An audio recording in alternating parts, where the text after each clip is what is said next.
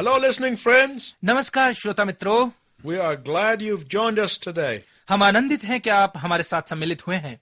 In this message and the next, we will finish the last of the 9 in the fruit of the Spirit. आज के और अगले संदेश में हम आत्मा के 9 फल में से अंतिम को समाप्त करेंगे And it is about self-control. और ये है संयम के बारे में। Self-control is not a very popular subject today. संयम आज एक बहुत प्रचलित विषय नहीं है। Nobody likes to hear about self-control. कोई भी संयम के विषय में सुनना पसंद नहीं करता। Trying to train our children in self-control in a world that is pushing them towards self-indulgence is as tough as swimming upstream.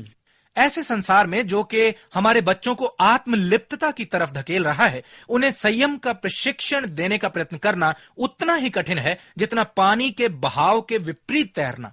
In fact, on many university campuses in the West, the word self-control is a dirty word. बल्कि पश्चिम में बहुत सारे महाविद्यालय परिसरों में संयम एक गंदा शब्द है। To illustrate what I mean, let me tell you about a young man who went to see a psychiatrist. जो मैं कह रहा हूं उसे उदाहरण के रूप में पेश करने के लिए मैं आपको एक नौजवान के बारे में बताता हूं जो एक मनोचिकित्सक से मिलने गया। He said to the doctor, "Doctor, I have no ability to self-control. उसने चिकित्सक से कहा, मुझ में संयम रखने की बिल्कुल योग्यता नहीं है And I often find myself doing the wrong thing and my conscience is bothering me." और मैं अक्सर खुद को गलत कार्य करते हुए पाता हूं और मेरा विवेक मुझे परेशान कर रहा है। The psychiatrist said, मनोचिकित्सक ने उत्तर दिया, "So you want something that will strengthen your will." तो आप कुछ ऐसा चाहते हैं जिससे आपकी इच्छा शक्ति बढ़े। The young man said, "Oh no. और नौजवान ने उत्तर दिया, नहीं, I would rather get something that would weaken my conscience." इसके बजाय मैं कुछ ऐसा चाहूंगा जो मेरे विवेक को और कमजोर बनाए। Do you remember when Nehemiah heard that the walls of Jerusalem were broken down? आपको याद है जब नहमिया ने सुना कि यरूशलेम की दीवारें गिरा दी गई हैं? It literally broke his spirit. ये सुनकर वो अंदर ही अंदर टूट गया। Let me give you some background information in case you don't know about that story. हो सकता है आपको इस कहानी के बारे में पता ना हो, इसलिए आइए मैं इसकी पृष्ठभूमि के बारे में आपको कुछ जानकारी देता हूं। The people of Israel were taken into captivity in Persia. Israel के लोगों को बंदी बनाकर पर्सिया ले जाया गया। Their enemies destroyed Jerusalem. उनके शत्रुओं ने यरूशलेम को नष्ट कर दिया था। Now let us read the biblical account from the book of Nehemiah, chapter 1, verses 3 and 4. अब आइए नहमिया की पुस्तक 1 अध्याय के 3 और 4 पद में इसका बाइबल अनुसार विवरण पढ़ते हैं। उन्होंने मुझसे कहा, जो बचे हुए लोग बंधुआई से छूटकर उस प्रांत में रहते हैं वे बड़ी दुर्दशा में पड़े हैं और उनकी निंदा होती है क्योंकि यरूशलेम की शहरपनाह टूटी हुई और उसके फाटक जले हुए हैं। ये बातें सुनते ही मैं बैठकर रोने लगा और कितने दिन तक विलाप करता और स्वर्ग के परमेश्वर के सम्मुख उपवास करता और यह कहकर प्रार्थना करता रहा। Nehemiah knew for some time that the city was in ruin. कुछ समय तक नहमिया को पता था कि शहर तबाह हो रहा है, But the thought of the walls being broken down devastated him. परंतु दीवारों के गिराए जाने के विचार ने उसे अंदर तक तोड़ दिया। Because broken walls are symbols of final collapse. क्योंकि टूटी हुई दीवारें अंतिम बर्बादी का चिन्ह हैं। In ancient times, पुराने समय में a city without walls is a city that has lost its defenses and its identity. बिना दीवारों का शहर ऐसा शहर है जिसकी सुरक्षा और पहचान जाती रही हो। A city without walls is a city that is vulnerable to all sorts of enemies to come in and loot and steal. पुराने समय में बिना दीवारों का शहर ऐसा शहर है जो हर प्रकार के शत्रुओं के अंदर आकर चोरी और लूट पाट करने के लिए खुला है। A city without walls is a city that has no protection against the attack of wild animals. बिना दीवारों का शहर ऐसा शहर है जिसके पास जंगली जानवरों के हमले से बचने के लिए कोई सुरक्षा नहीं है। A city without walls is a city that has lost complete control of its destiny. बिना दीवारों का शहर ऐसा शहर है जिसने अपने भविष्य पर से पूरा नियंत्रण खो दिया हो। And in Proverbs 16:32, और नीति वचन की पुस्तक 16 अध्याय के 32 पद में, and in Proverbs chapter 25 verse 28, और नीति वचन 25 अध्याय के 20 पद में, that undisciplined spirit or uncontrolled spirit is like a city without walls. एक अनुशासनहीन या अनियंत्रित आत्मा एक बिना दीवारों के शहर के समान है। Let's read Proverbs 25:28. आइए नीति वचन की पुस्तक 25 अध्याय के 28 पद को पढ़ते हैं। जिसकी आत्मा वश में नहीं वो ऐसे नगर के समान है जिसकी शहर पनाह गिराव करके तोड़ दी गई हो। The lack of self-control is a calamity that is greater than a city that is destroyed. संयम की कमी एक उजड़े हुए शहर से भी बड़ी विपत्ति है। Let's read verse 32 of chapter 16. आइए 16 अध्याय के 32 पद को पढ़ते हैं। विलंब से क्रोध करना वीरता से और अपने मन को वश में रखना नगर को जीत लेने से उत्तम है। Why? क्यों? Because it means that an eternal soul has reached a final state of decay. क्योंकि इसका अर्थ है कि एक अनंत आत्मा नष्ट होने के कगार पर पहुंच गई है। Make no mistake about it. इस बारे में कोई गलती न करें। Our generation's lack of self-control is Satan's way of preparing us for destruction. हमारी पीढ़ी में संयम की कमी शैतान का तरीका है हमें तबाही के लिए तैयार करने का। Our generation's lack of self-control is the broken walls which will lead into our very soul. हमारी पीढ़ी में संयम की कमी वो टूट चुकी दीवारें हैं जहां से रास्ता सीधा हमारी आत्मा तक पहुंचता है। Our generation's promotion of self-indulgence is the first step toward making us vulnerable to every wild and godless enemy. हमारी पीढ़ी का आत्मलिप्तता को बढ़ावा देना हमें हर प्रकार के जंगली और ईश्वर रहित शत्रु के सामने असुरक्षित बनाने की तरफ पहला कदम है। Discarding of every vestige of self-control is opening our spirit to the man of lawlessness that the Bible speaks about. संयम के हर लक्षण का त्याग हमारे आत्मा को उस अराजक व्यक्ति के सामने असुरक्षित छोड़ना है जिसके विषय में बाइबल बताती है। Unrestrained passion, uncontrollable temper is Satan's strategy to leave us open to all sorts of antichrist. अशांत आवेग और अनियंत्रित गुस्सा ये सब प्रकार के मसीह विरोधियों के सामने हमें आरक्षित छोड़ने की शैतान की नीति है। In fact, in Ephesians 5:18, the Apostle Paul draws an analogy between a person who loses control of his senses because of drunkenness. बल्कि इफिसियों की पत्री 5 अध्याय के 18 पद में प्रेरित पौलुस एक समानता पेश करता है एक ऐसे व्यक्ति में जो पियक्कड़पन के कारण अपनी चेतनाओं पर से नियंत्रण खो देता है। And the person who loses control of his life because he is spirit-filled. और एक ऐसे व्यक्ति में जो अपने जीवन का नियंत्रण इसलिए खो देता है क्योंकि वो आत्मा परिपूर्ण है। Let's read verse 18 of chapter 5 of Ephesians. आइए इफिसियों की पत्री 5 अध्याय के 18 पद को पढ़ते हैं। दाखरस से मतवाले न बनो क्योंकि इससे लुच्चपन होता है पर आत्मा से परिपूर्ण होते जाओ। Both the drunk and the spirit-filled give up control of their lives to an outside force. पियक्कड़ और आत्मा परिपूर्ण दोनों ही व्यक्ति अपने जीवनों का नियंत्रण एक बाहरी ताकत के सामने खोते हैं। The drunk gives up control to alcohol, पियक्कड़ शराब के सामने नियंत्रण खो देता है and the spirit-filled man gives up control to the Holy Spirit. और आत्मा परिपूर्ण व्यक्ति पवित्र आत्मा के सामने अपने नियंत्रण को त्यागता है। I want to declare to you that Christian self-control is impossible unless you are filled with the Spirit of God. मैं आपके सामने ये स्पष्ट करना चाहता हूं कि मसीह संयम तब तक असंभव है जब तक आप परमेश्वर के आत्मा से परिपूर्ण नहीं होते। And to be filled with the Holy Spirit of God is a decision. और परमेश्वर के पवित्र आत्मा से परिपूर्ण होना एक निर्णय है। Just as the person who fills his blood streams with alcohol is a decision. बिल्कुल वैसे ही जैसे एक व्यक्ति का अपनी रक्त धारा को शराब से भरना एक निर्णय है। The alcoholic says, I don't want to be in control. I want alcohol to control me. शराबी कहता है मैं स्वामी नहीं बनना चाहता, मैं चाहता हूं कि शराब मेरा स्वामी बने। So is the spirit-filled believer. If he wants to have self-control, he must surrender his control to the Holy Spirit of God. ऐसा ही एक आत्मा परिपूर्ण विश्वासी है, यदि वो संयम रखना चाहता है तो उसे अपना नियंत्रण परमेश्वर के पवित्र आत्मा को सौंपना आवश्यक है। And when the Holy Spirit of God moves into your bloodstream and every area of your life, और फिर जब परमेश्वर का पवित्र आत्मा आपकी रक्त धारा और आपके जीवन के हर क्षेत्र में आ जाता है, then he will love through you. तो फिर वो आप में से होकर प्रेम करेगा। The Holy Spirit will make you bubble with joy, पवित्र आत्मा आपको आनंद के साथ भरे रखेगा, even in the tough times. यहां तक कि कठिन समयों में भी। The Holy Spirit of God will tranquilize you with his peace. परमेश्वर का पवित्र आत्मा आपको अपनी शांति के साथ शांत बनाए रखेगा। God will subdue you with his patience. परमेश्वर आपको अपने धीरज के साथ वशीभूत करेगा। The Holy Spirit of God will make you hilarious with his kindness. परमेश्वर का पवित्र आत्मा अपनी दयालुता के साथ आपको तरंगित रखेगा। The Holy Spirit of God will fill you with goodness. परमेश्वर का पवित्र आत्मा आपको भलाई से भरेगा।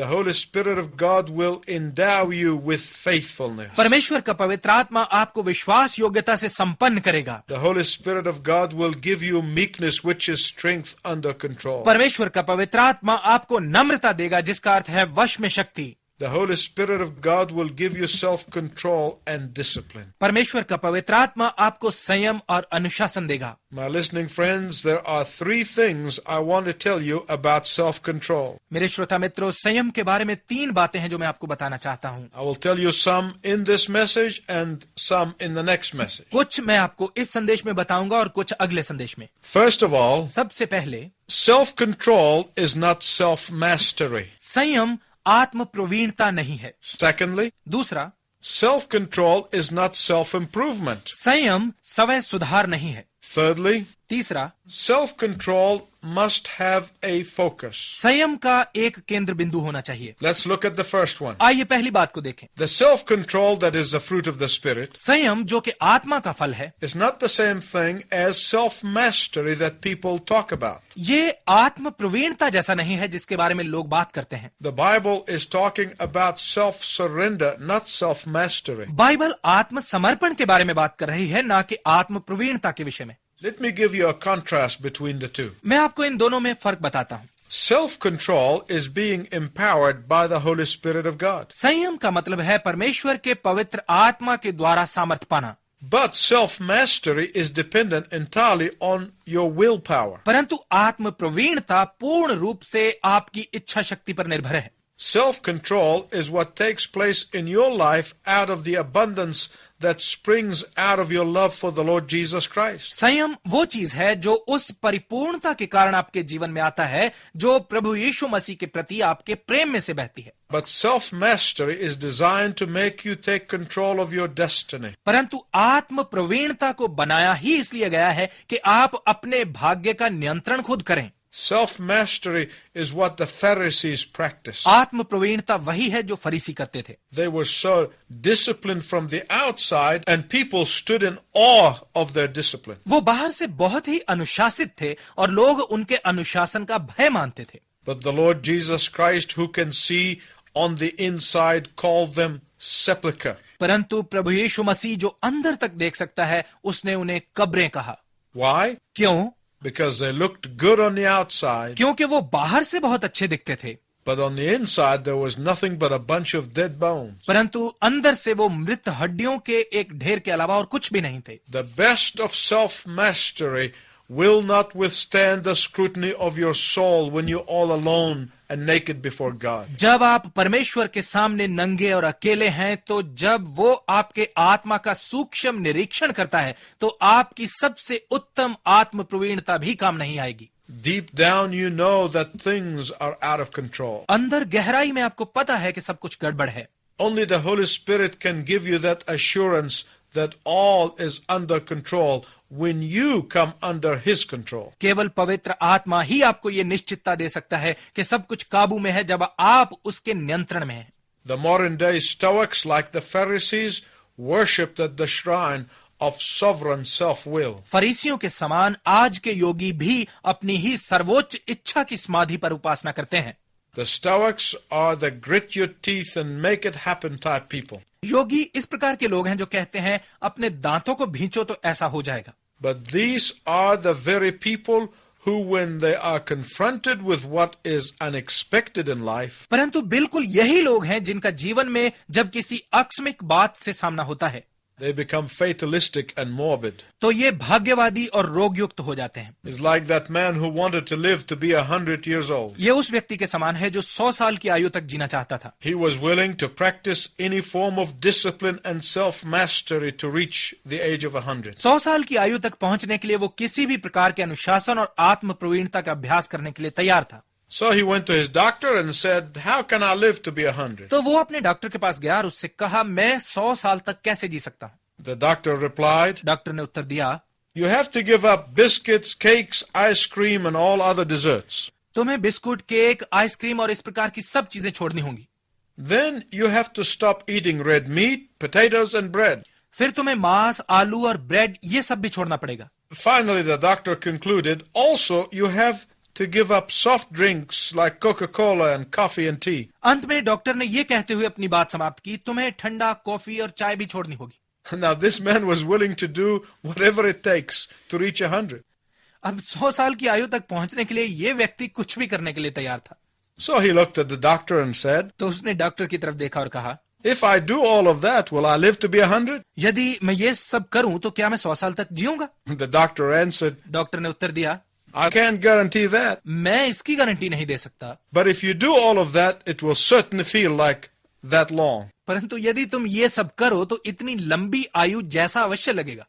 Self-control is not self-mastery. संयम आत्म प्रवीणता नहीं है। And the second thing is self-control is not self-improvement. और दूसरी बात, संयम स्वयं सुधार नहीं है। Self-control for Christians is simply possible because of the new divine nature that was received when they became born again. मसीहियों के लिए संयम बस उस ईश्वरीय स्वभाव के कारण संभव है जो उन्होंने नया जन्म पाकर प्राप्त किया। Peter tells us that we are participants in a divine nature. पत्रस हमें बताता है कि हम ईश्वरीय स्वभाव के सहभागी हैं। Listen to what the scripture said in 2 Peter chapter 1 verse 4. सुनिए पत्रस की दूसरी पत्री 1 अध्याय के 4 पद में पत्रस क्या कहता है। Please listen carefully to what I'm going to tell you. कृपया जो मैं आपको बताने वाला हूं उसे ध्यानपूर्वक सुने। There is no such thing as putting your spiritual growth on autopilot and then spiritually go to sleep.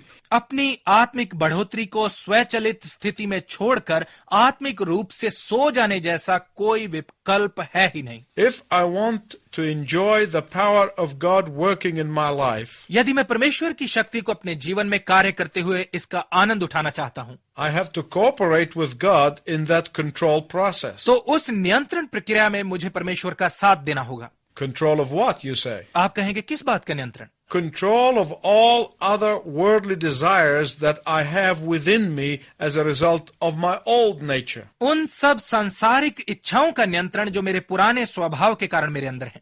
Let me explain something. मैं आपको कुछ समझाता हूं। My old nature wants to be in control. मेरा पुराना स्वभाव प्रभुता करना चाहता है। My old nature wants me to have no boundaries in my life. मेरा पुराना स्वभाव चाहता है कि मैं अपने जीवन में कोई सीमाएं ना रखूं। The old nature wants to run wild and do everything to excess. पुराना स्वभाव बेकाबू दौड़कर हर काम को हद से बाहर होकर करना चाहता है। But my new nature wants to glorify God by putting on the brakes. परंतु मेरा नया स्वभाव इन सब बातों पर विराम लगाकर परमेश्वर को महिमा देना चाहता है। My old nature and my new nature cannot work together in tandem. मेरा पुराना और नया स्वभाव मिलकर नहीं चल सकते। It is either one or the other. या तो एक होगा या दूसरा होगा। So self-improvement says, do a little bit at a time. तो स्वयं सुधार कहता है एक वक्त में थोड़ा सा कर लो। Self-improvement says, as long as you see progress, it's okay. स्वयं सुधार कहता है जितनी देर तक तुम्हें सुधार होता दिखाई देता है तो सब ठीक है।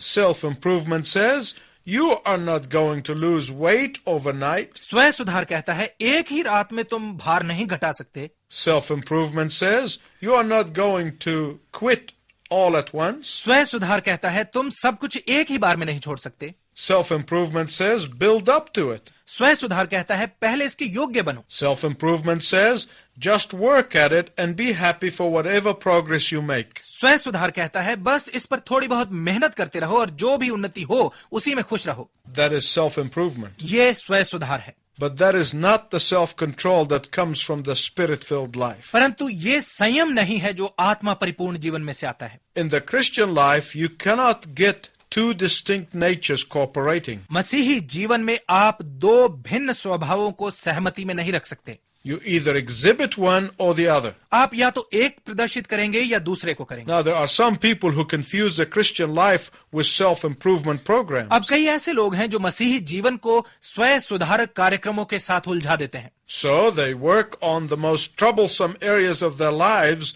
and say, I'm going to stop this or that. तो वो अपने जीवन के सबसे अधिक दुखदाई हिस्सों पर मेहनत करते हुए कहते हैं मैं ये या वो करना छोड़ दूंगा। I'm going to do better at this. मैं ये अच्छे से कर सकता हूं। Before long, they are in much worse shape than before. कुछ ही समय बाद वो पहले से भी बुरी दशा में फंस जाते हैं। What happens then? फिर क्या होता है? That is the question that I want to answer in my next broadcast. इसी प्रश्न का उत्तर मैं आपको अगले प्रसारण में देना चाहता हूं। I hope you're going to promise yourself to be here for the rest of this story because it is of vital importance. मुझे आशा है कि आप अगली बार इस कहानी का शेष भाग सुनने के लिए अपने आप से अवश्य वादा करेंगे, क्योंकि ये अत्यंत महत्वपूर्ण है। I'm going to tell you why self-improvement will not help you. मैं आपको बताऊंगा कि स्वयं सुधार क्यों आपके लिए सहायक नहीं होगा। Until then, I wish you God's richest blessing. तब तक मैं आपके लिए परमेश्वर की उत्तम आशीष की कामना करता हूं।